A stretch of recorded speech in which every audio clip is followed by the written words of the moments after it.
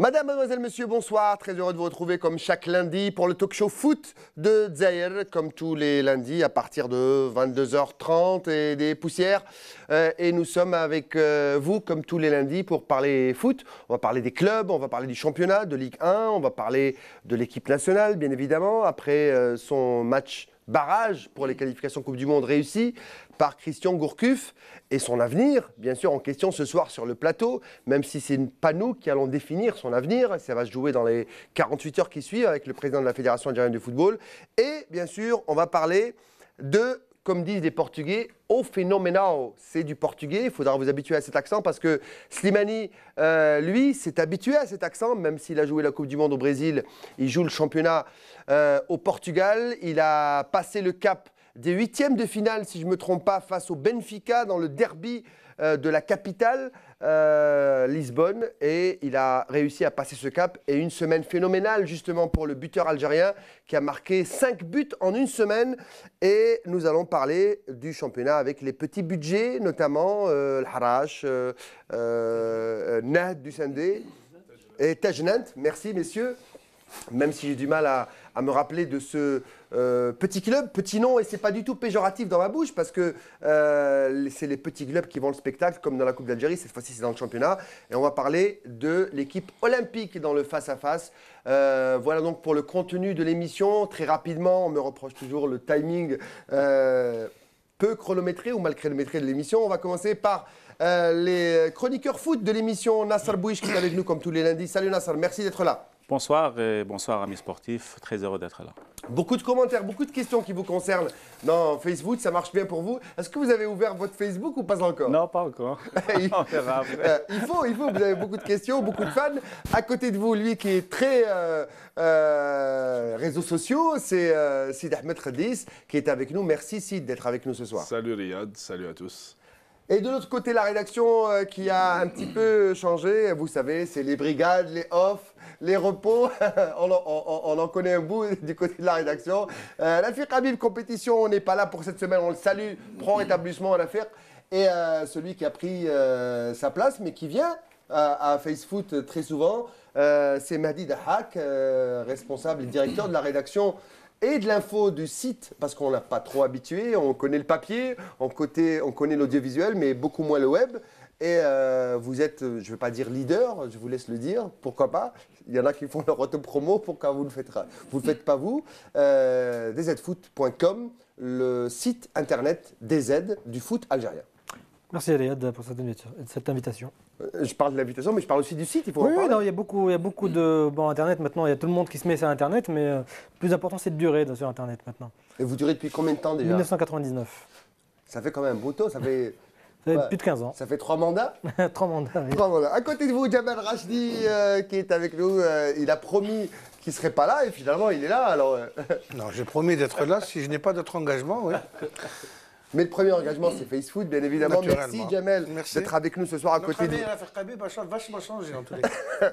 Oui, il porte des lunettes ce soir, mais vous allez voir... Il a un peu plus de cheveux.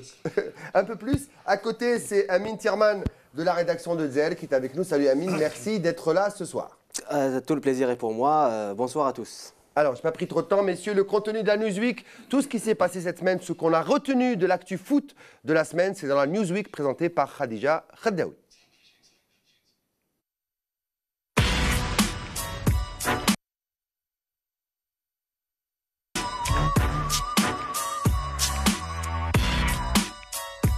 Christian Gourcuff continuera-t-il sa mission à la tête des Verts?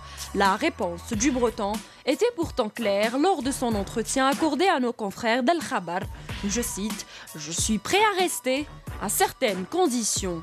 Le technicien français dans l'avenir à la tête de la sélection nationale est incertain depuis plusieurs semaines. Après les 2 matchs amicaux contre la Guinée et le Sénégal, 2 rencontres y ont montré plusieurs défaillances, laissant planer le doute quant à un éventuel départ. Un divorce entre Laurawa et Gourcuff sans que les 2 personnes concernées ne confirment ou dénient l'information. La nouvelle est tombée par surprise. L'ancien entraîneur de Lorient se dit prêt à rester une fois qu'il a négocié ses conditions avec le patron de la FAF, dont l'entretien est prévu la semaine prochaine. Des propos qui ont quelque peu réduit le suspense à propos de son avenir, laissant croire que la large victoire contre la Tanzanie et la qualification avaient peut-être détendu l'atmosphère ou tout simplement changé la donne.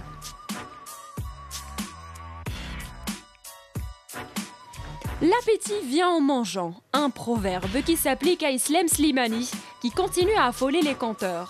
Après avoir largement contribué à la qualification de l'équipe nationale au dernier tour des éliminatoires de la Coupe du Monde 2022, en inscrivant 4 buts lors de la double confrontation face à la Tanzanie, l'attaquant du Sporting a éliminé samedi le Benfica Lisbonne lors de l'historique derby éternel de la capitale portugaise. Au Fenomenao des Verts, titularisé malgré une semaine chargée, a réussi à faire parler de lui encore. Mais cette fois-ci, c'est la presse portugaise qui a relégué au second plan le Classico Real Barça pour mettre à la une des journaux la photo de Islem, auteur d'un but décisif marqué lors de la prolongation qui qualifie le Sporting au 18e de finale de la Coupe du Portugal au profit du club du légendaire Eusébio. Le 5e meilleur buteur de l'histoire des Fennecs avec 20 buts en sélection, après les Abdelhafid Tasfaout, Rabeh Majer, Jamel Mened et L'Akhdar Belloumi, achève une semaine plus que parfaite. D'autres challenges attendent l'enfant de Guillauville. Pourra-t-il signer dans un grand club d'Europe? En tout cas, à 27 ans, Slimani est en train de devenir un des meilleurs avant-centres de l'histoire de l'Algérie.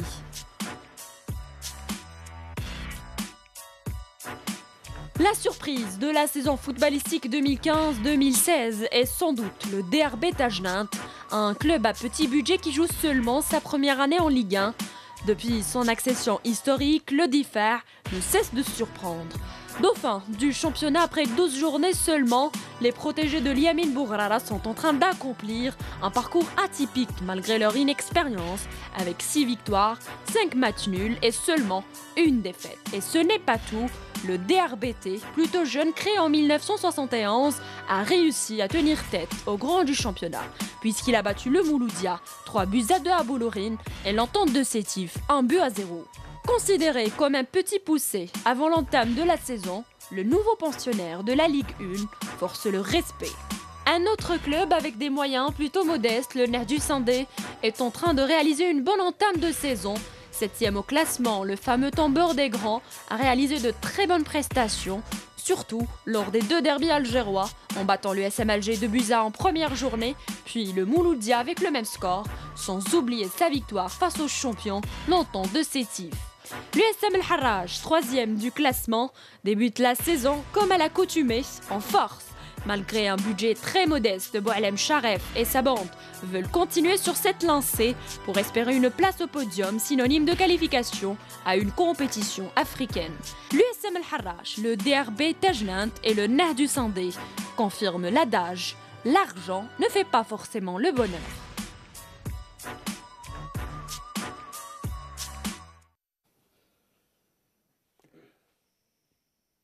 Ah, l'argent qui fait souvent le bonheur, messieurs. Souvent, hein, n'est-ce pas, Jamel? Ah oui. Souvent, mais est-ce que c'est une vérité valable pour le football, messieurs? On voulait parler des petits budgets du championnat, en tout cas ceux qui ne sont pas les grosses cylindrées, entre guillemets, du championnat, qui font pour l'instant le spectacle et qui sont en haut du classement. Je pense à l'USM El Harraj, je pense surtout à Tajnant, le promu, qui est 2e juste avant l'USM Alger, avec 2 matchs en moins, et qui se maintient, et qui résiste. Et au Nerdu du Sandé, est-ce que, messieurs, avant de parler de ces clubs précisément, est-ce que, à votre avis, précisément, hein, dans le championnat algérien, est-ce que l'argent, c'est le bonheur, ou est-ce que c'est la gestion qui fait le bonheur? On a vu la saison dernière. Hein. On a vu la saison dernière ce qui s'est passé, c'est qu'il n'y avait pas de différence entre les petits et les gros. Même l'USMA est passé tout juste. Tous les gros clubs les petits clubs ont réussi justement à faire un jeu égal l'an dernier.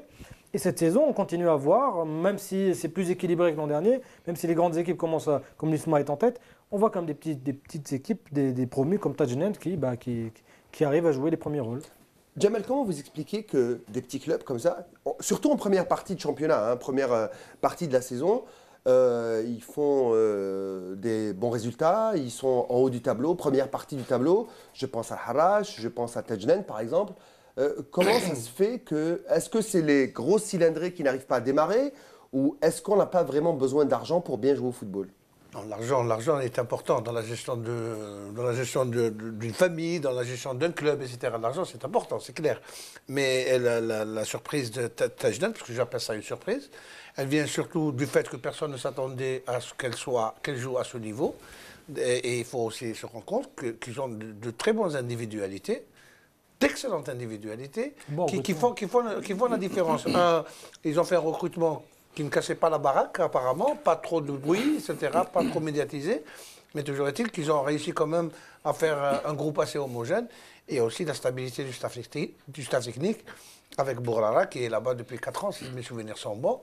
Donc tout ça fait que du moment qu'il y a aussi une bonne gestion administrative, je présume, parce qu'il n'y a pas de soucis, c'est un club qui n'est pas médiatisé, il fait son petit bonhomme de chemin.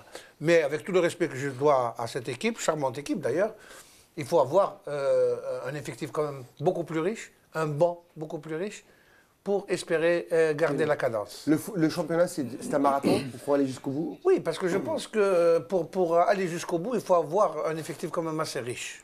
Il y a des blessures, il y a des suspensions, et il y a aussi le rythme. Pourquoi on s'entend bien, Jamal? Effectif riche, ça veut dire budget riche? Non, on peut avoir un effectif riche sans avoir à déployer beaucoup d'argent. Si il y a les présidents ou ceux qui sont censés recruter ont un tant soit peu de jugeote, je ne cible pas tout le monde, mais il y a des fois des budgets astronomiques pour des joueurs appelés à je ne sais pas quoi, attendus comme des messies, mais finalement qui chauffe le banc de touche. Je vous prends pour exemple le cas du Mouloudia d'Alger. Vous avez un joueur qui a été recruté à 20 000 € au mois, le Brésilien. On n'a rien vu du Brésil, si ce n'est la samba. On n'a pas vu la samba en championnat? Oui, on n'a rien vu encore. La samba, on l'a vu au Brésil. Vous avez un joueur comme Salah Haddil qui est venu de qui touche 25 000 ou 24 000 dollars mois. Et vous avez Ngoula, et vous avez, etc., etc. Moi, je me pose la question, à quoi bon ramener des joueurs, et de l'argent aussi, à recruter à 3 milliards. Qui pourrait peut-être partir au mercato. La lettre de libération de Tao a coûté 3 milliards. Alors, imaginez 3 milliards sur le banc de touche. Alors, on va voir votre junior juste à côté de vous, Amin Kerman. Est-ce que un bon club, un club qui réussit, c'est un club qui a un bon recruteur ou un club qui a un recruteur bien payé, c'est-à-dire un club plus riche? Tout simplement, c'est la gestion qui fait la différence. Après, si vous avez cité l'USM Harrach et Tajnant, moi j'ajoute même le CRB qui n'est pas un gros budget, c'est un club à moyen budget on va dire, mais qui fait un début de saison plus satisfaisant par rapport aux derniers exercices de ce club. Il y a aussi le NED, et si on parle par exemple du CRB et de l'USM Harrach et de Tajnant, c'est la stabilité qui a fait la différence. Et je parle notamment de la stabilité au niveau du staff technique. Quand on voit Ali Michel qui a fait la saison dernière et qui a fait le recrutement, c'est lui qui a fait le recrutement, c'est lui qui a préparé la nouvelle saison. Bourrara, c'est pareil à Tajnant. Et avec l'USM Harrach, on le sait, Boualem Sharif, qui prend la stabilité. C'est pas le cas du NED, c'est pas le cas du NED. Ce qui n'est pas un petit budget. Ce qui n'est pas le cas du NED, même si c'est comme des enfants du club maintenant qui ont repris cette équipe. Je parle notamment de Youssef Bouzidi et de Bilal Zili qui font du bon boulot depuis leur arrivée. Et ils ont évité le début catastrophique de cette équipe. Et donc, par rapport à la gestion, si on compare, parce que si vous parlez de cette expression, l'argent est ce qui fait bonheur, c'est clair qu'on va comparer tout de suite ces deux clubs, ces 3 clubs par rapport au Mouloudia d'Alger et le CS Constantine, parce qu'on n'en parle pas beaucoup, mais c'est le club qui a beaucoup d'argent, qui a beaucoup de moyens, qui a un beau stade. Le président a été invité de ZFTV hier. Qui a un large public, qui a un public, qui a un gros stade, du gazon naturel, mais qui fait des saisons... Il a tout pour être un grand club. Il a le budget, il a le stade, il a le public, il a peut-être une des plus grosses galeries du championnat de football. Mais après, ce sont 2 clubs qui se ressemblent beaucoup parce qu'ils ont été repris par des entreprises publiques. Et il y a un déficit au niveau de... Il y a un gros problème de gestion au niveau de l'administration. Comme le Mouloudia, on a changé pas mal de fois les directions générales, c'est-à-dire le président qui... Alors, je vais me retourner maintenant vers les joueurs. Messieurs, vous êtes ou vous étiez joueurs. Est-ce que l'argent, ça compte dans un club ? Ou est-ce que c'est l'esprit et la gestion humaine d'un club qui est prédominant dans un championnat qui est professionnel depuis quoi? 4 ans? Non. 5 ans. 4-5 ans depuis environ? 2010. Est-ce qu'on a vraiment en Algérie, parce qu'on l'oublie, 2009. est-ce qu'on a une culture professionnelle? Est-ce qu'on a une culture de l'argent ou il y a plus une culture de club chez nous? Non, je ne pense pas qu'on a une culture professionnelle. D'ailleurs, le professionnalisme, ce n'est pas encore adapté à notre football. Alors, est-ce que nous, on ne s'est pas adapté au professionnalisme? Voilà, parce qu'il y a les idées, il y a la mentalité, il y a la gestion. L'argent contribue, mais ne fait pas le bonheur. Parce qu'on voit des clubs qui ont beaucoup d'argent et qui ne savent pas gérer, qui gaspillent trop d'argent, ce qui vient de dire Jamal, par rapport à... On recrute 2-3 joueurs à un salaire énorme et ils ne donnent pas satisfaction pendant la saison. Et ça, c'est la gestion des dirigeants, d'investir sur les jeunes pour retrouver l'avenir d'un club. Quand on investit sur des jeunes, on récolte quelques années après. Et un club, par exemple les seniors, ne meurent pas. Si vous avez un joueur, la vie d'un joueur, 5 ans, 10 ans, avant qu'il parte, vous le transférez, vous faites rentrer de l'argent et vous incorporez des jeunes. Et c'est ça le vrai football professionnel. La mentalité, la gestion et ne pas gaspiller trop d'argent. Est-ce qu'en Algérie, comme dit Nassar, est-ce qu'on a la patience quand on fait monter des jeunes, quand on recrute? Est-ce qu'on a la patience et on n'a pas la pression pour gérer sur 2, 3, 4 saisons? Est-ce qu'on peut attendre? Bon, moi je vais rejoindre Nassar sur ce qu'il disait par rapport au professionnalisme. Je pense que si on devait parler de professionnalisme, on en est très loin. Et les exemples sont là pour confirmer. C'est-à-dire qu'un club aujourd'hui qui a énormément d'argent et qui est repris par une entreprise nationale publique, qui est le Mouloudia, qui a été repris par la Sonatrach, ou que ce soit le CSC, qui a été repris par Vassili, je pense que le Mouloudia aujourd'hui n'a pas de stade. Donc, et là est toute la différence. Un club comme l'USMA qui a d'énormes moyens et qui joue toujours à Boulourine, pour moi, en aucun cas, cela signifie être professionnel. Donc d'abord, il faudrait régler le professionnalisme en lui-même. Déjà, c'est un point complexe en Algérie, de par les infrastructures. Vous avez des clubs qui ont 2 stades. Oui, Barça, il a le Camp Nou pour les matchs et il a le Bernabéu pour l'entraînement. Ça, c'est un peu une plaisanterie pour taquiner un peu les supporters de Madrid. Mais je vais dire, par rapport à ce que disait Nassar, aujourd'hui, l'exemple que je pourrais prendre, on va juste en France. Quand on voit une équipe comme l'OGC Nice qui aujourd'hui cartonne en début de... 4e, je crois. 3e, juste après. Bon, hier, il y avait le match Saint-Étienne-Marseille qui avait fait changer la donne, mais qui cartonne en ce début de championnat. Il y a aussi l'exemple de l'Olympique lyonnais. Jean-Michel Aulas est un modèle de gestion. Aujourd'hui, l'Olympique lyonnais, pour l'Euro 2016 que va accueillir la France en juin 2016, Lyon va recevoir son nouveau stade et va quitter Gerland. Là, on parle de professionnalisme, c'est-à-dire que Lyon, aujourd'hui, il y a 5-6 joueurs chaque année qui émergent du centre de formation. Et Aulas arrive à revendre ses joueurs pour de gros clubs européens, comme ce fut le cas avec Benzema, comme c'est le cas avec Lacazette, Ghezal qui est aujourd'hui international algérien. Il y a beaucoup de joueurs un club aussi ne meurt jamais. Nassar, c'est ça, avoir une équipe senior compétitive, c'est-à-dire pour jouer la compétition et pour faire le spectacle et faire rapporter de l'argent. Et il y a aussi la production, la pépinière, c'est-à-dire vous avez d'un côté... fabriquer des joueurs qu'on vend. Oui, vous faites rentrer de l'argent en transférant des joueurs.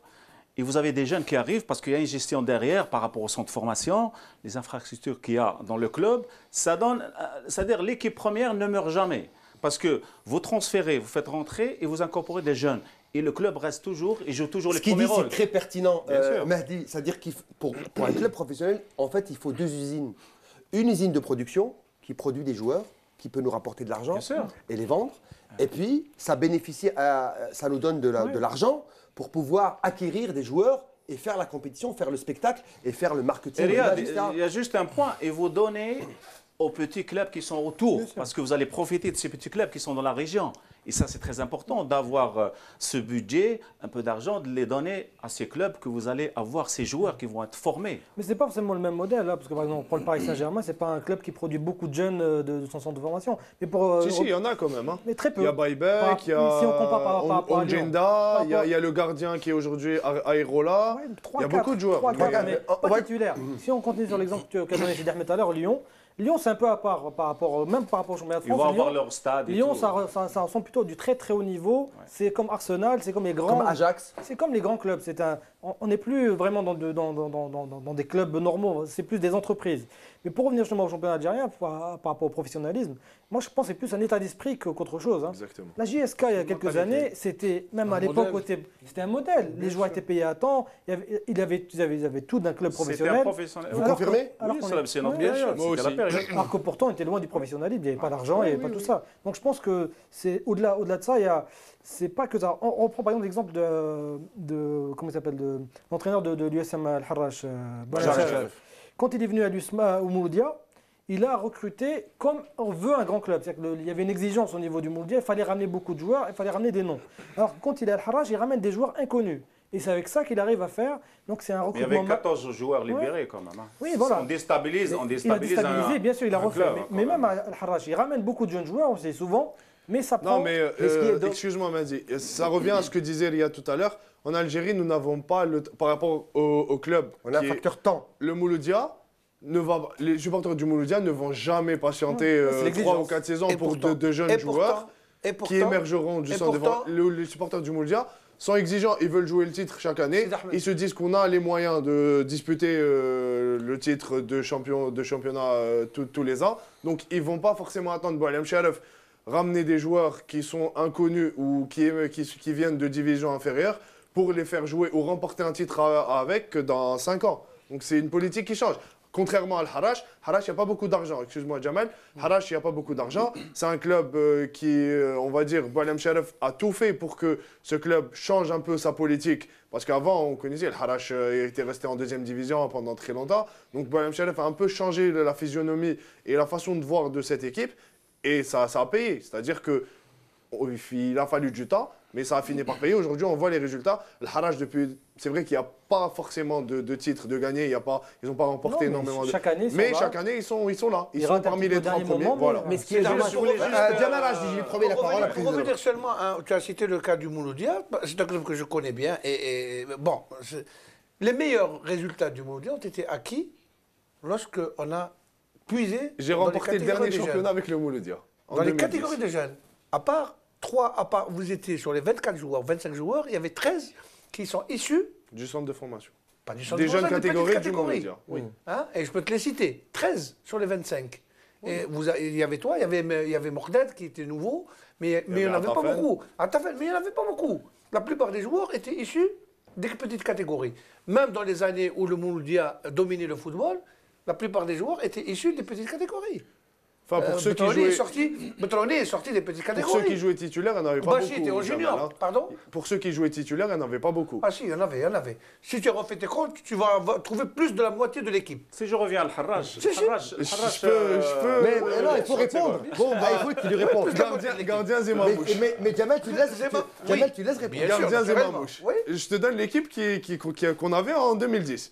Gardien, c'était Zemamouche. Zemamouche, il n'est pas issu du centre de formation du Mouloudia. Non, Zemamouche est venu. À droite, il y avait Bosrer. Oui. À gauche, il y avait Babouche.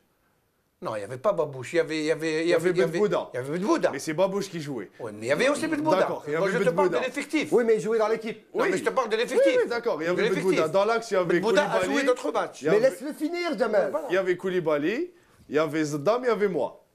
Au milieu, il y avait Bouchama, il y avait Koudri. Il y avait Mortet, Atafen, Bougesh et Darag. Et le reste?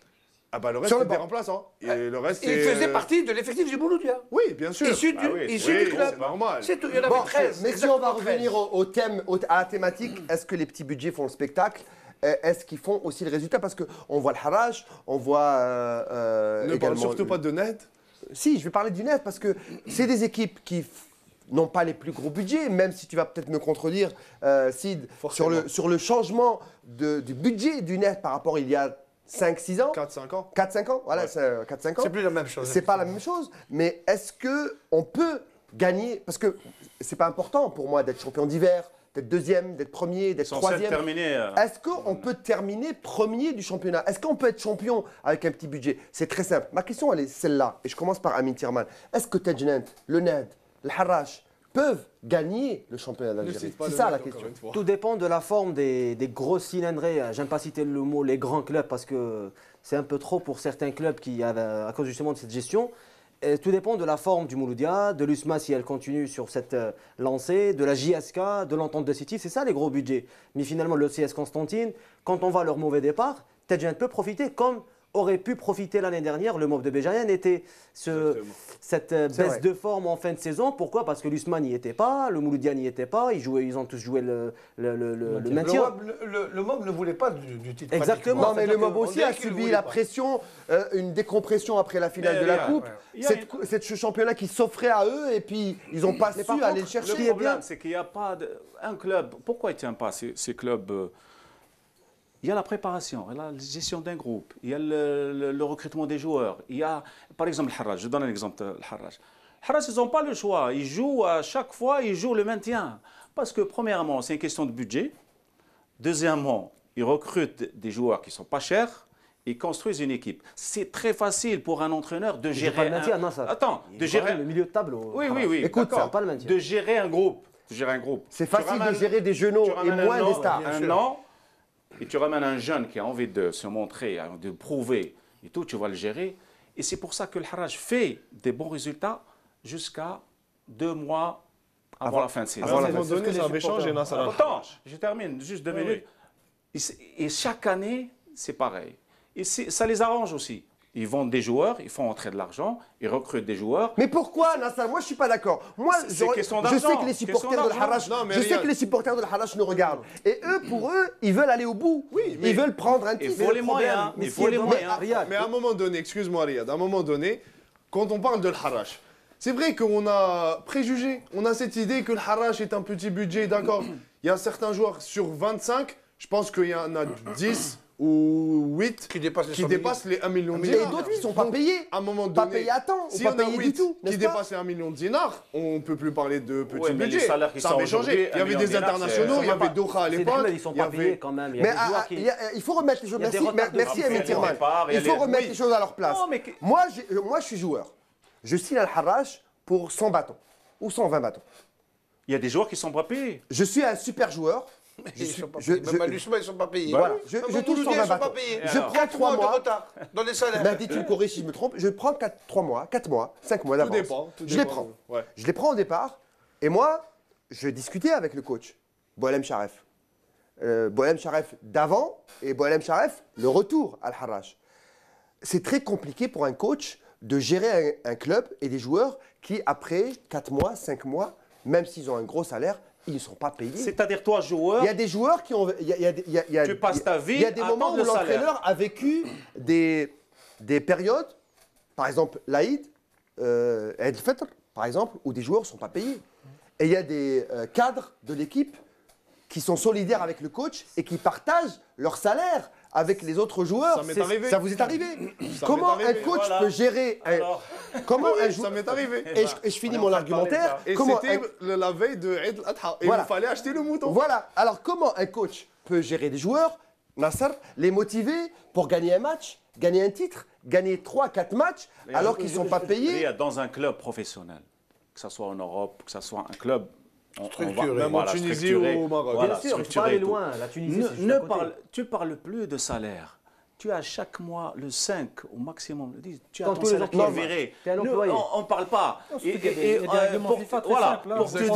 Pour te dire, par rapport au problème des joueurs, tu as un psy qui vient chaque mois, chaque 2 mois, qui essaie de sortir l'extra sportif.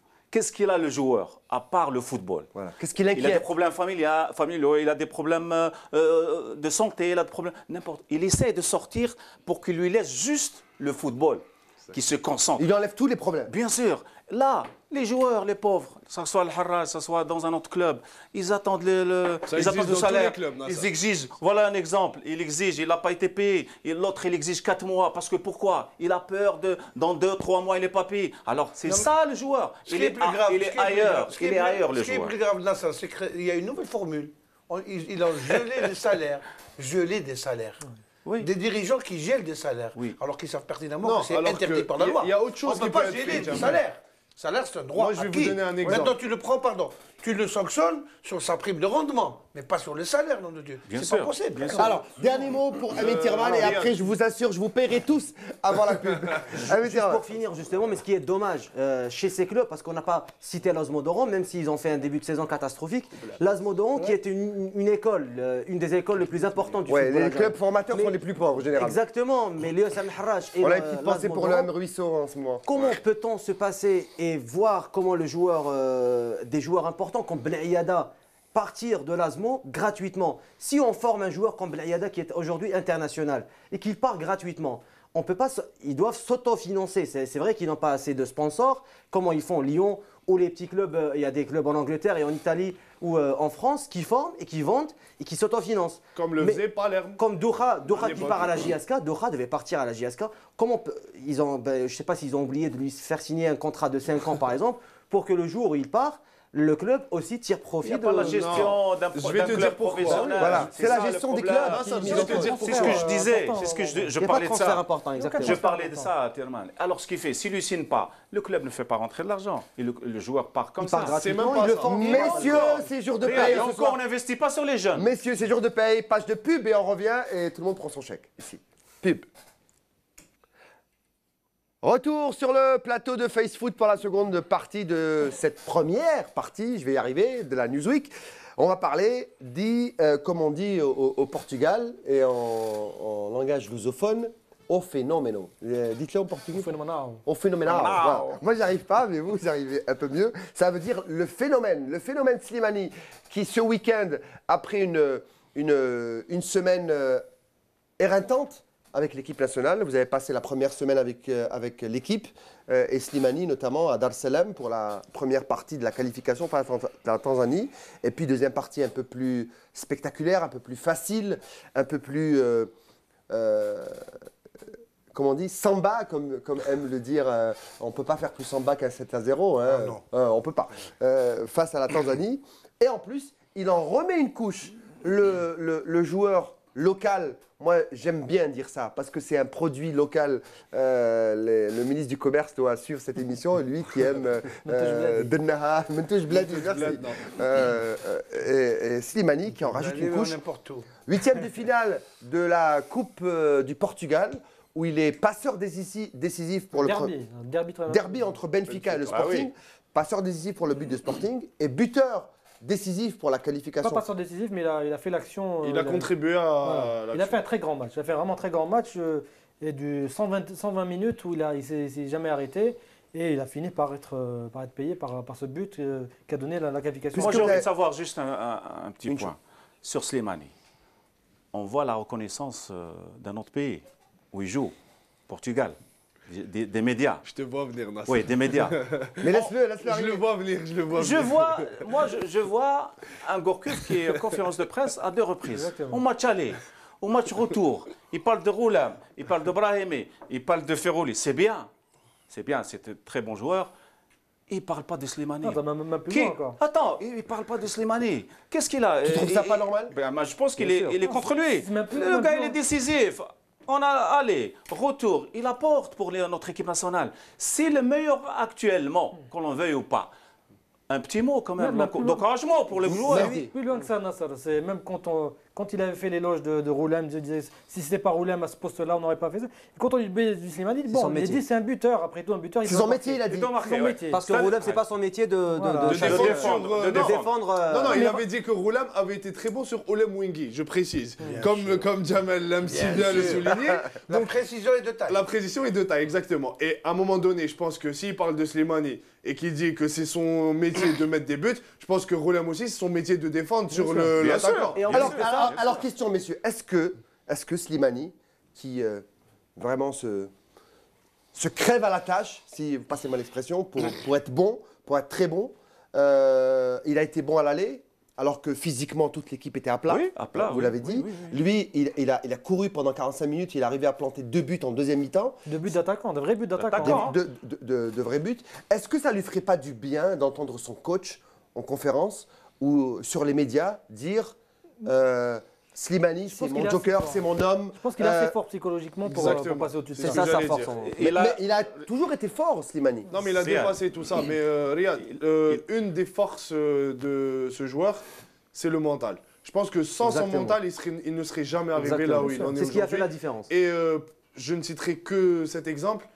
La première année où il est arrivé au CRB, je peux vous dire qu'il a été fort. Parce qu'à un moment s'est fait siffler, oui, insulter. il se faisait siffler, il se faisait insulter, il se faisait traiter. Je me rappelle du président de l'époque qui est maintenant président de la Ligue nationale de football, qui m'avait dit, quand je l'ai ramené, j'ai dit, il va faire parler de lui, ce gars-là, et je l'ai entendu se faire siffler, se faire huer, et j'ai dit aux gens, attendez. Tout le monde disait qui est ce clown que vous nous avez ramené, et Karbadj aussi, même son entraîneur de l'époque, Jamal Mennad, qui croyait en lui. Je me souviens très bien d'une interview qu'il avait donnée pour compétition ou je ne sais plus. Zell Web TV aussi. Zell Web TV, je pense. C'était une interview où Jamal Mennad disait dans quelques années, vous entendrez parler de Slimani, et c'est le cas aujourd'hui. Je pense que c'est un joueur, comme je l'ai dit la dernière fois, on l'a vu sur le match aller. C'était le seul qui en voulait, c'était le seul qui courait, c'était le seul qui, on va dire, ne résignait pas sur l'effort. On l'a vu sur le premier but qu'avaient inscrit les Tanzaniens. Il était revenu pratiquement aux 18 mètres, à 20 mètres de nos buts, où le joueur avait fait le centre. Alors que c'est un attaquant de pointe, c'est pas à lui de revenir sur le latéral gauche. Donc à un moment donné, il est en pleine réussite. C'est un joueur qui a 20 buts. Il vient de battre le record de Ben Saoula, je crois. C'est le deuxième meilleur buteur du championnat portugais. C'est un attaquant qui peut encore marquer l'histoire. Pourquoi?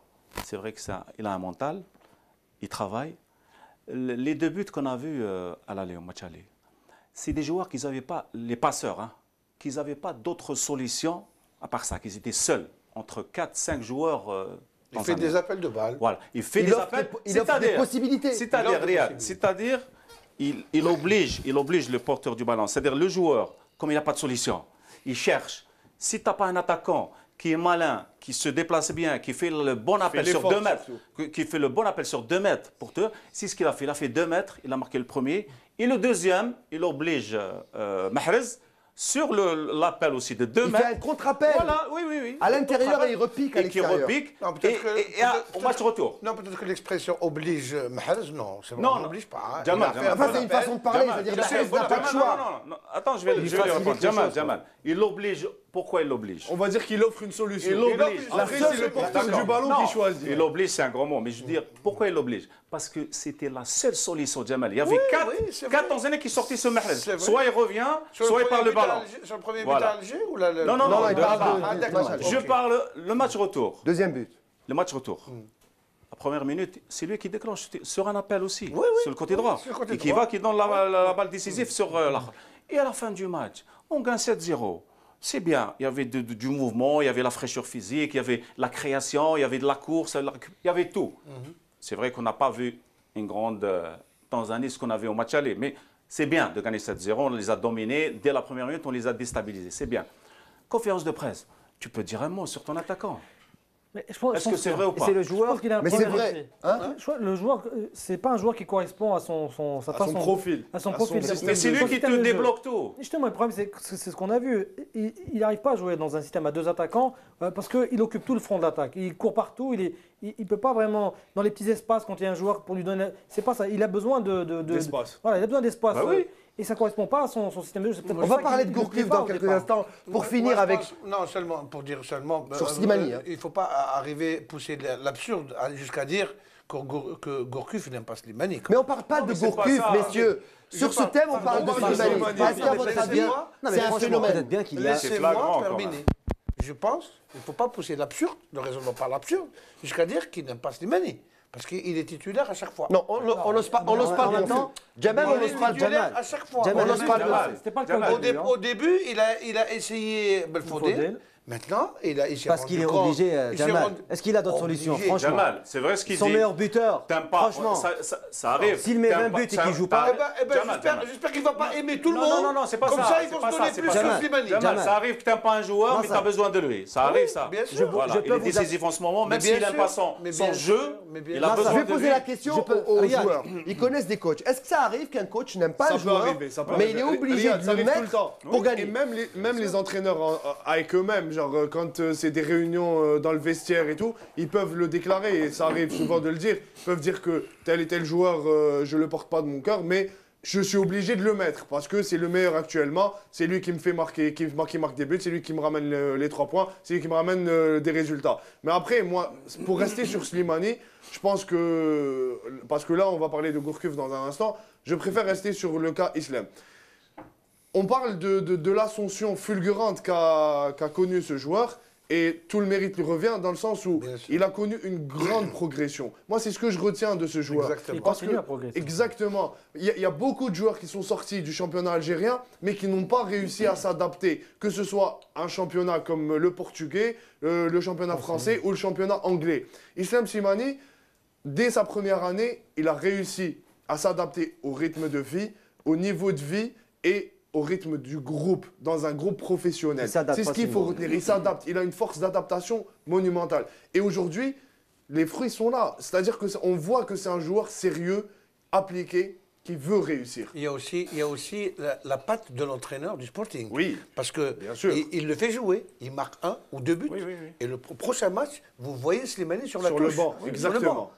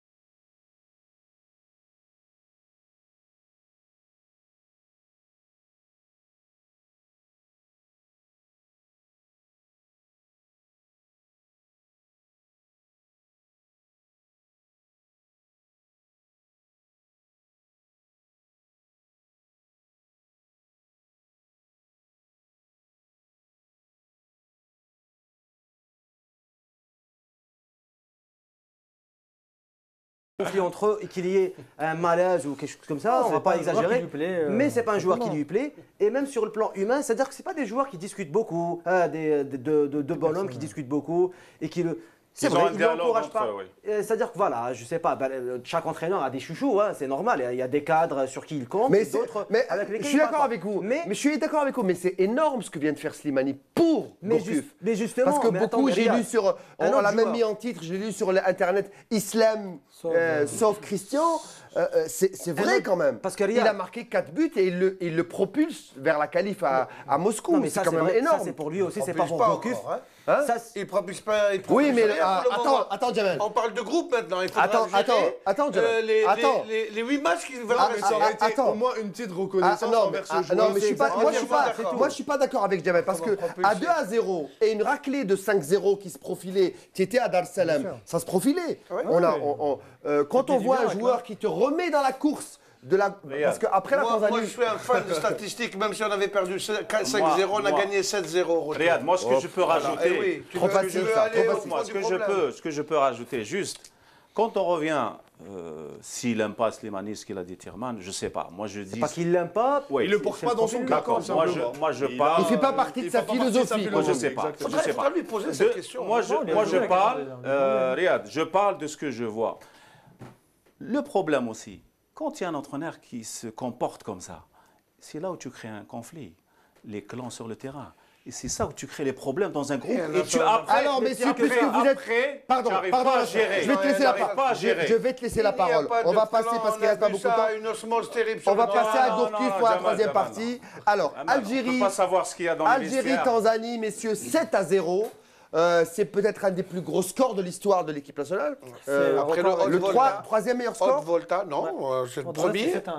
Non, on parle pas du match amical. Parle d'un match officiel. On parle du match officiel contre la Haute-Volta, actuellement Burkina Faso, en 1981. Donc c'est le deuxième meilleur score de l'histoire. Voilà. Deuxième meilleur score de l'histoire réussi par Gourcuff, qui a les coups des franches alors qu'il s'est fait prendre une grande raclée de la presse après le 2-2 pas très convaincant, même s'il nous maintient dans la course, n'est-ce pas Mehdi? Et il fallait qu'il fasse vraiment un énorme match, et on ne peut pas faire plus énorme, et moi je le lui accorde à Gourcuff, on ne peut pas faire plus énorme qu'un 3-0, 4-0, 5-0, 6-0, qui dit mieux? 7-0. On aurait pu marquer plus d'ailleurs. On aurait pu marquer plus parce que Slimani aurait pu se voir siffler un penalty en fin de partie déjà. Il y en a eu deux déjà, des penaltys. Alors, 7-0, le Breton pose ses conditions. Ça a été une interview qui va peut-être être contredite par la FAF ou je ne sais quoi. Une interview accordée par Gourcuff à notre ami Rafiq Wahid de Al-Khabar, qui nous a assuré cet après-midi qu'il avait un enregistrement de cette interview. 33 minutes, moi, il m'a dit. Moi, il m'a dit 33 minutes. C'est pour ça qu'on va... Je pense que c'est la minute qui a fait la différence. C'est là où il a tout dit. Alors, cette minute où il a dit la différence, il avait demandé au coach, est-ce que je peux publier cette interview? Le coach a dit oui. Donc, avant tout, comment on dit, de la FAF. Tout démenti de la FAF. Voilà, merci Mehdi. Nous, on prend nos précautions. Pour l'instant, avant de faire l'émission, il n'y avait pas de démenti sur le site officiel. Le Breton a dit, moi, je poserai mes conditions. Alors, messieurs... Mais il l'a dit même en conférence de presse déjà. Il a dit qu'il voulait rencontrer le président. Indirectement. Il a dit qu'il voulait rencontrer, il allait voir. Il avait dit un sur couleur. Non, il a expliqué qu'il voulait voir le président. Et je pense qu'il a plus besoin d'avoir de discussions franches avec lui. Même s'il sait plus ou moins que le président veut qu'il continue, il a besoin d'amour en quelque sorte. Je pense que c'est légitime, non? Non, il a besoin qu'on le réconforte un peu. Exactement. Non, moi je pense qu'ils se sentent pas. Je pense qu'ils se sentent pas protégés, peut-être pas assez protégés. Peut-être qu'il pourra parler de son staff, peut-être. Il va parler de son staff. Christian Gourcuff, ça fait très longtemps. C'est juste. Parce qu'on l'a invité déjà, ça fait très longtemps. Pendant la CAN, déjà, il a été déjà un peu critiqué pendant la CAN. Il avait dit le jour où je n'aurai plus la confiance de l'administration, c'est-à-dire de la fédération et du président, le jour où on ne voudra plus de moi, il n'y a pas de problème, je quitte. Ce n'est pas le genre d'entraîneur qui est là, qui continue, qui s'accroche, qui continue, etc. Lui, ce n'est pas le cas. Maintenant, il a vu ce qu'il a enduré et ce qu'il a vécu lors des deux matchs amicaux. Et il faut dire qu'il n'avait pas l'habitude de ça aussi. Et ça a changé parce qu'il a voulu maintenant, il a voulu propulser cette équipe et la hisser pour le mondial déjà et faire de beaux matchs pendant les éliminatoires de la CAN et changer la donne comme ça parce que ça l'a un peu motivé. Si ça ne s'attendait pas, on a beaucoup parlé, c'était un entraîneur qui était à Lorient, qui ne connaissait pas la pression d'une grande nation de football et d'un public et d'une presse très exigeante. Et maintenant, je trouve que c'est légitime d'avoir un tête-à-tête avec le président. Si tu as besoin de moi, je suis là. S'il y a un problème, ben, je quitte. Avant de continuer sur Gourcuff, je voudrais dire un petit mot sur la presse. Il y a des représentants de la presse ici. Tout à l'heure, je ne sais pas si on l'a vu dans le sujet, la une de compétition sur Slimani. Il y a aussi des aides-foot. La presse, elle a bon dos quand même. À chaque fois qu'on critique, on dit que la presse déstabilise. Est-ce que vraiment la presse, elle peut déstabiliser une stratégie d'une fédération, un coach? Est-ce qu'elle a ce pouvoir, à votre avis? Non, moi je pense que... Elle contribue. De toute façon, ce qui est sorti dans la presse, même si la FAF estime que c'est exagéré, il n'y a pas de fumée sans feu. C'est qu'il y a eu des choses dans le groupe qui ne sont pas forcément très très bien passées. Peut-être que ça a été un peu exagéré, mais je trouve pas que ce soit des choses qui ont été totalement inventées, sorties de leur contexte. Par contre, je pense que la FAF a suffisamment d'expérience pour pouvoir gérer ce genre de choses. C'est pas juste une dans la presse qui parle d'un conflit entre un ou deux joueurs dans l'équipe qui va déstabiliser le groupe. On voit ce qui se passe on dit que Gourcuff a des conditions, mais qu'Araourawa aussi a des conditions. Parce que Araourawa avait dit à Gourcuff, je ne veux plus de ces incidents ou de ces clashs entre joueurs. Oui, mais je veux que vous faites... C'est le coach? Oui, le coach, il a sa philosophie. Il est venu avec une philosophie... on va dire Nia un peu, il a dit, de toute façon, quand il est venu, il a dit, moi j'ai une... Il a dit, je découvre un pays. Oui, il a dit ça, mais sa façon d'agir, lui, il vient avec de bonnes intentions, il pense pas que... Il n'a pas pensé à ces petits conflits qui peuvent sortir comme ça, un peu anodins, qui peuvent grandir. Il ne sait pas gérer un groupe. Moi, je pense que... Non, Mehdi, je pense qu'à un moment donné, il a surtout été têtu. C'est ce qui a fait... Ça, on le sait. Non, il a surtout été têtu. Et aujourd'hui, je pense que ça va faire plaisir à Jamel ce que je vais dire, mais un entraîneur ne peut être jugé que par ses résultats. Et moi, je suis un adepte des statistiques. Je pense qu'aujourd'hui, les résultats et les statistiques parlent en faveur de Gourcuff par rapport, si on veut, comparativement. Encore mieux que Vaïd, moi je pense. Oui, avec une durée j'allais plus parler courte. de Vaïd à la même période.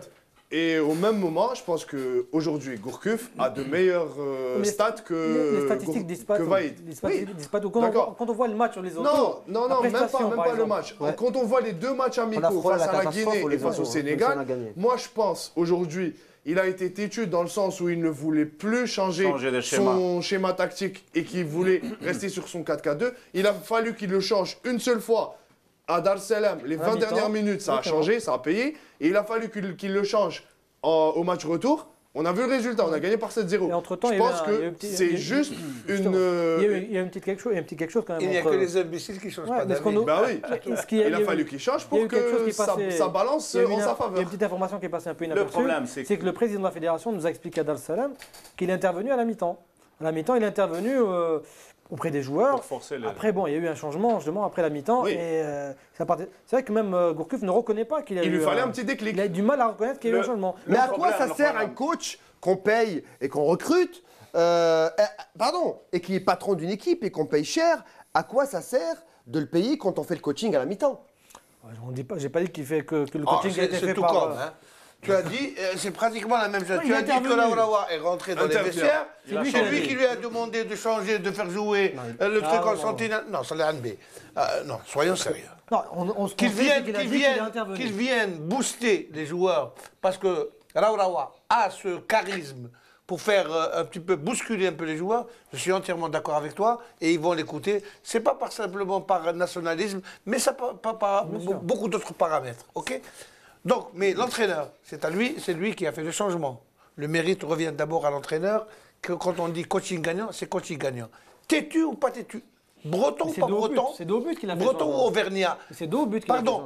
Écoutez, dos au but ou face au but? En tous les cas, il a marqué 7 buts. Il a marqué 7 buts. On parle de 2-0 dans un match éliminatoire. non, soyons sérieux. Chacun dans son avis et on respecte tout. Voilà, d'accord, il n'y a pas de problème. Moi, je ne crois pas au coaching au match aller. Je ne le crois pas. Parce que il a fait rentrer des joueurs, il était à la traîne, 70 minutes, ils nous ont bouffé, il a rentré pour limiter les dégâts en savant qu'il y avait un match retour. Juste une petite précision, Nasser, Mehdi Daha qui était, pour qu'on soit sur la même... la veille de l'entraînement, la deuxième mi-temps, l'équipe de la deuxième mi-temps a été testée. Déjà essayé à l'entraînement. l'entraînement. Il avait préparé. Donc c'est pas pour limiter les dégâts. Par contre, là, je suis d'accord avec Je vous. vais poser la question après le match.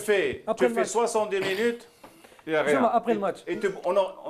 C'était 4-5-0. Il a le mérite de l'avoir C'était préparé. 4-5-0. Non, il a raison. À 70 minutes, à 70 minutes, ça n'aurait pas pu être à 5-0. Écoute-moi, pour limiter les dégâts. C'est vrai. Ça, c'est défensivement, il a fait rentrer des joueurs pour maintenir le truc. En pensant qu'il y a un match retour qui pouvait gagner et on pouvait le gagner. Il s'est dit à facilement. 2-0, je peux zérer. Non, ça, pour rebondir. En 70 minutes, dis-moi combien de buts ils auraient marqué les Tanzaniens? Oui, on a 4-5 facilement. On a fait en prendre beaucoup. On a pu raté. prendre une valise. Nous, on a concrétisé ce qu'eux, ils ont raté en match. Alors, pour finir, messieurs, il ne reste pas beaucoup de temps. Est-ce que, à votre avis, Gourcuff pourra imposer ses conditions rapidement?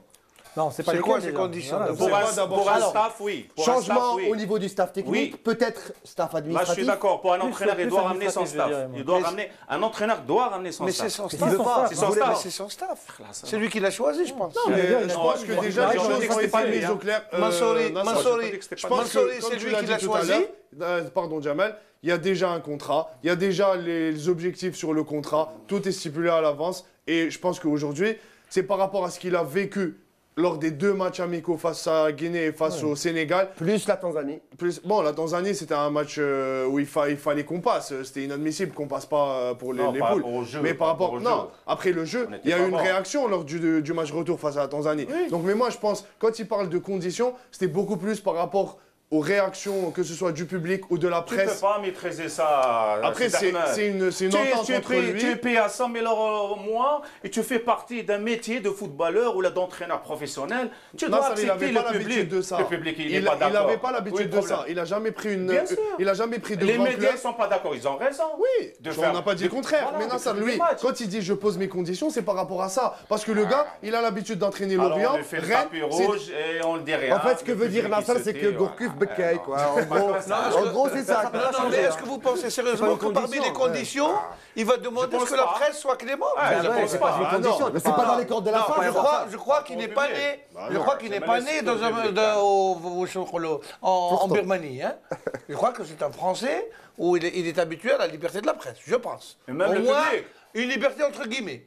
Il ne va pas demander parmi ces conditions que la presse lui laisse la paix. Peut-être dans le même contexte, peut-être qu'il va demander le soutien public de la fédération. Merci messieurs. Alors Mehdi Haddad me somme de finir cette première partie. On va passer à la deuxième partie. Sinon, messieurs, vous n'aurez pas droit au face à vous en troisième partie. On va passer au face to face, la deuxième partie de l'émission, le thème de la semaine. Et vous pourrez encore une fois vous entre-déchirer, messieurs. Le face to face.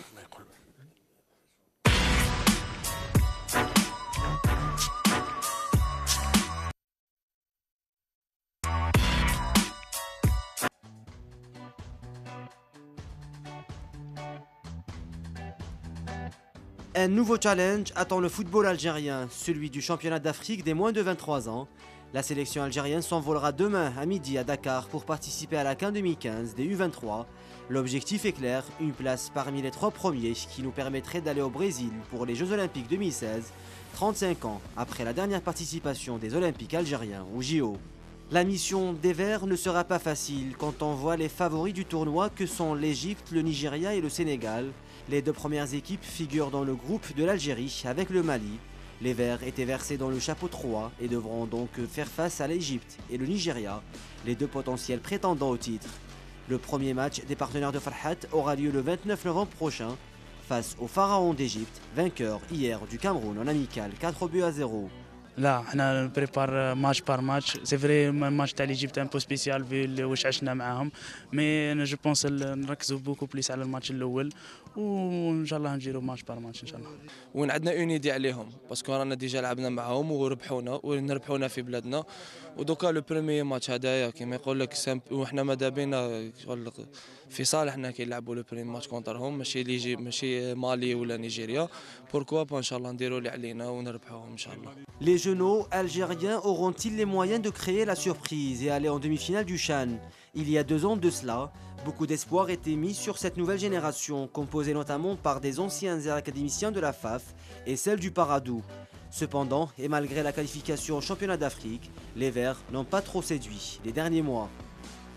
Pierre-André Schurman, le formateur suisse installé par la FAF il y a plus d'1 an, a trouvé du mal à asseoir ses idées. Sévèrement critiqué lors des éliminatoires de la CAN 2015, Schurman s'est plaint récemment du manque de professionnalisme et des cas d'indiscipline dans les vestiaires, ce qui a interpellé le président de la Fédération algérienne de football, Mohamed Raourawa, qui a remis de l'ordre dans le groupe.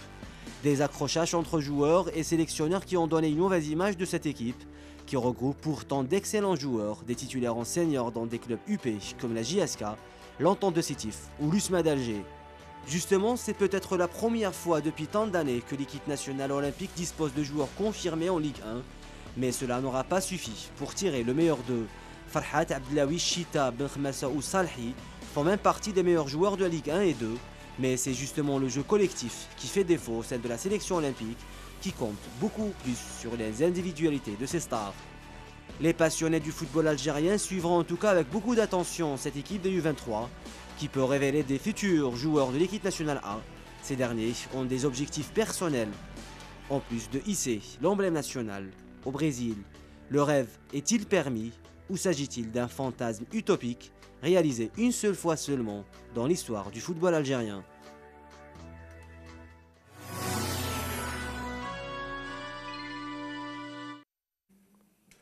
Retour donc pour parler de cette équipe des U23 ou équipe olympique. On aimerait bien qu'elle soit olympique, cette équipe, et qu'elle se qualifie au JO de Rio, après ceux de Moscou en 1980. Ça fait déjà trop longtemps.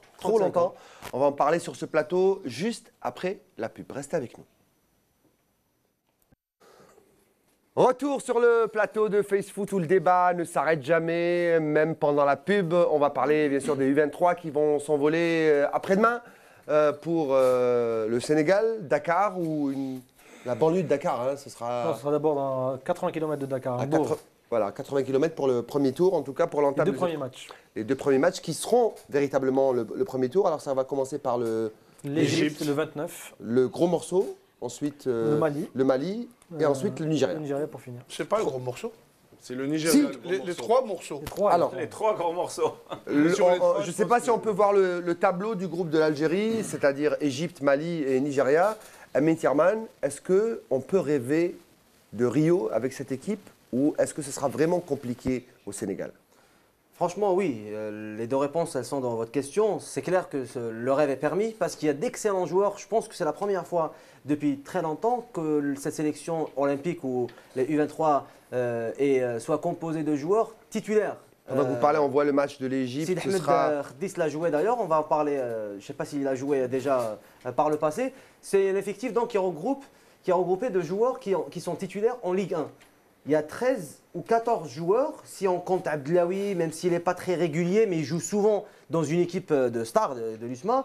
Il y a beaucoup de joueurs, j'en citerai peut-être Farhat, Salhi, l'excellent gardien qui fait partie des meilleurs gardiens du championnat. Même s'il joue en Ligue 2, c'est quand même un des bons gardiens de meilleurs gardiens du football algérien. Il y a Chaal, le deuxième gardien de l'équipe et qui est gardien à Al-Harrach. Il y a Ben Khammassa. En fait, il y a un milieu de terrain exceptionnel. Il y a Ben Reit de par la gauche. Ben Reit, mais les titulaires, c'est Ben Khammassa et Ben Chita. Même si Chita revient de blessure, mais c'est un milieu de terrain royal, c'est un milieu de terrain exceptionnel. Mais malgré ça, c'est une équipe qui, on a vu récemment... C'est des individualités, mais pas une équipe. Pas une équipe, et on a vu récemment des cas d'indiscipline. Le président de la FAF, Mohamed Raoura, a récemment remis de l'ordre dans cette équipe. Apparemment, en fait, Schurman, on va parler tout à l'heure, ça ressemble curieusement à Gourcuff. Ça fait 15 mois qu'il est là. Il a promis du jeu. Il n'aime pas vraiment Gourcuff. Non, mais c'est vrai, c'est deux histoires un peu identiques. Ça fait 15 mois qu'il est là. En fait, il a promis du jeu. On ne le voit pas. Il y a des individualités sur qui on compte dans cette équipe. Parce qu'il y a Farhat, il y a Delfellou, il y a de bons joueurs. Après, il y a des cas d'indiscipline. Il a du mal à gérer le groupe. Il s'est même plaint du manque de professionnalisme chez certains joueurs. Après, par exemple, là, aujourd'hui, il n'y a que 21 joueurs sur 23. Il faut signaler qu'on avait droit à... Alors, juste une info qui vient de m'arriver, je vous coupe, Amin Thierman. Alors, la commission de discipline de la Fédération algérienne de football et de la Ligue a sanctionné Mostafa Biskri pour 1 an, dont 6 mois ferme pour des déclarations qu'il a faites, notamment à l'encontre de sélectionneur national, Christian Gourcuff. Ça vous inspire une... Bon, on n'est pas au courant. Ça dépend de la teneur des propos. Ce qui s'est passé. Hein. Moi, si vous permettez, je reviens au football. Je reviens. Mais c'est du football, ça. Oui, mais c'est un peu. Tomber en plus. C'est un peu, voilà. C'est le kawalis, voilà, on n'est pas au courant de ce qu'il vient de dire. C'est de la fiction. Voilà. Non, mais c'est de l'info, c'est pas de la fiction. On n'est pas au courant. Si on ça concerne le Mouldier d'Alger. Oui. Vous allez devoir en parler tout à l'heure. Regarde, on revient à les U23. Le problème, c'est pas les joueurs locaux, c'est des joueurs de qualité. Et je remercie notre ami Hakim de la radio nationale. Ils évoluent dans leur club, c'est bien. C'est à l'entraîneur de confectionner un groupe, une équipe, des joueurs, la cohésion, les habitudes de jouer ensemble, préparer cette équipe comme il faut à des échéances comme ça. Après, la discipline ou l'indiscipline, c'est quoi? C'est sanctionner. J'appelle pas un joueur, il est indiscipliné, je le sanctionne. D'après les indiscrétions à la FAF, ils n'ont pas trop le choix. Par exemple, il y a Ben Sbaïni et Aït Atman qui jouent à Khikhon et Ben Sbaïni qui joue à Montpellier. Les pros ne seront pas là. Il faut rappeler pour expliquer à nos téléspectateurs que ce n'est pas une date FIFA, donc les clubs ne sont pas obligés de libérer les joueurs et ils ne les libéreront pas. Donc on fera une Coupe d'Afrique des U23 locaux. Ils n'ont pas été remplacés, Sid Ahmed. Juste une petite information, ils n'ont pas été remplacés parce que tu as le droit à 23 joueurs en équipe nationale dans cette sélection. On n'a choisi que 21 et on ne peut pas, les cas d'indiscipline, ils ne pouvaient pas punir les joueurs par rapport à cette CAN parce qu'il n'y avait pas de choix et d'alternative. C'est-à-dire que c'est pour ça, je ne sais pas. Il risque de se retrouver avec 12 joueurs. C'est-à-dire dans tout le championnat d'Algérie, il n'y a pas 18 joueurs, 20 joueurs ou 23 joueurs qui partent alors qu'il a le temps de voir, de faire des prospections, de regarder, de choisir. Non, il y a une liste qui a été établie bien avant. Match-bouche. Mais il vient souvent dans les stades, il vient voir le championnat. Mais le problème maintenant qui se pose, c'est que cette équipe va se préparer à une échéance importante pour le football national. Oui. D'abord, c'est des joueurs locaux. tous, qui vont avoir l'occasion d'exprimer et de montrer un petit peu ce dont est capable le football national. C'est important ce que vous dites. Ça ne va pas être facile, parce que les 3 équipes sont de gros morceaux, particulièrement le Nigeria, le Nigeria et Mali. Mali, ouais. Bon, pour moi, je pense que l'Égypte, c'est un bon test pour nous, d'abord. Parce que mais ils nous ont battus à Oran. Pardon. En U20, à l'époque, c'était la même équipe. Mais c'est un football qui est proche de nous, un petit peu, où l'aspect physique n'est pas très important. Il y a aussi cette rivalité un petit peu sportive, ancestrale. Qui va motiver certainement les joueurs. Qui va motiver un petit peu les joueurs. Et ce sera le premier match en plus. Et ce sera le premier match où il est vraiment interdit, impérativement, de perdre. Vous le voyez comment, Mehdi, ce match cette entame de compétition, parce que c'est important. Vous savez, ça me rappelle, tout à l'heure, Amine disait que c'est une équipe où il y a des joueurs qui jouent titulaires. En 2011, on avait fait pareil, on jouait pour les JO de 2012. Et on avait aussi des joueurs qui jouaient. À l'époque, il y avait Daoud du Mouloudia au milieu, il y avait Bounjer, il y avait Blaili. Il y avait aussi une équipe qui avait des chances de passer. Il y avait de bons joueurs. Oui, qui passaient pas loin. Il y a encore 2 ans de cela, à notre époque, il y avait, où j'avais joué les éliminatoires, on était tombé face à l'Éthiopie. Et je peux vous dire que tous les joueurs étaient titulaires et pas dans n'importe quel club. Il y avait Zemamouche, il y avait Eitou Ammar, Aoudia, Ben Moussa, Barramla. C'était tous des joueurs confirmés. À l'époque, déjà, on avait 19, 20 ans. On jouait pour les éliminatoires les Jeux Olympiques de 2010. Et je pense que même à cette époque, même si tous les joueurs pratiquement étaient confirmés dans leur club, étaient titulaires indiscutables. Ça ne suffit pas? Ça ne suffit pas, non. Oui, mais c'est-à-dire que l'équipe à l'époque n'était pas prise à temps aussi. Maintenant, Schulman est en poste depuis 15 mois. Pas les mêmes moyens aussi. Depuis 15 mois, le problème qui va se poser pour cette équipe, on a dit qu'il y a de très bonnes individualités. Le problème qui va se poser, c'est un problème de cohésion. Bah voilà, nous n'avons pas vu depuis les dernières sorties, on n'a pas vu une équipe assez homogène, conquérante, etc. Même contre le match contre le Sierra Leone, à Blida, où on a joué 2 fois à Blida, parce que si on avait joué à Sierra Leone, ça aurait été très difficile de se qualifier. Donc maintenant, avec ce qu'il faut compter aussi, qu'il y a beaucoup de joueurs qui reviennent de blessures ou qui sont blessés. Puis il y avait autre chose. Sur les 4 joueurs de l'USMA, 3 sont blessés ou reviennent de blessures. Excusez-moi, nous on parle des blessures, Jamal. On revient toujours à la préparation.